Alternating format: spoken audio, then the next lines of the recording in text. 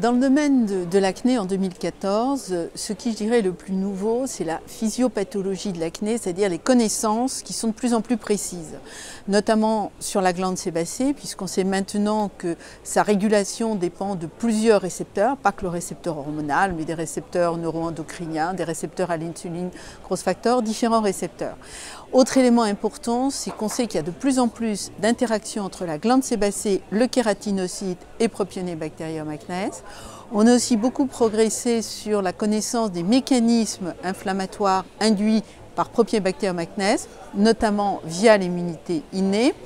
Et donc, ce que l'on peut espérer à partir de là, c'est que ces meilleures connaissances vont nous permettre d'ouvrir vers de nouvelles approches thérapeutiques. Certes, depuis 4-5 ans, on a eu l'arrivée des combinaisons fixes, mais qui dit combinaison fixe dit l'association d'un antibiotique dopique et d'un peroxyde de benzoïle, et d'un rétinoïde, donc des molécules que l'on connaît déjà.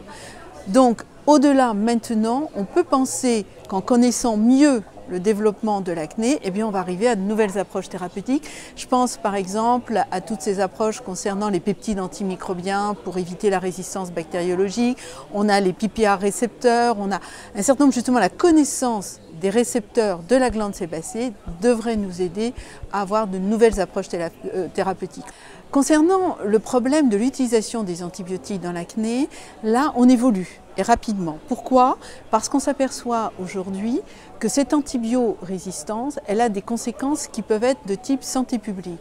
À savoir qu'on a de plus en plus d'infections profondes avec des Propionibacterium acnes résistants aux macrolides, et que d'autre part, on induit une pression de sélection au niveau du microbiome qui favorise le développement de staphylocoques ou de streptocoques résistants.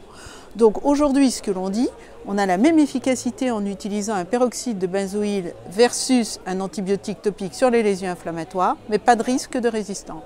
Alors il faut utiliser le peroxyde de benzoïle et réserver très strictement l'antibiothérapie locale aux contre-indications ou aux intolérances du peroxyde de benzoïle, et dans tous les cas sur une courte période et jamais associé qu'un antibiotique systémique.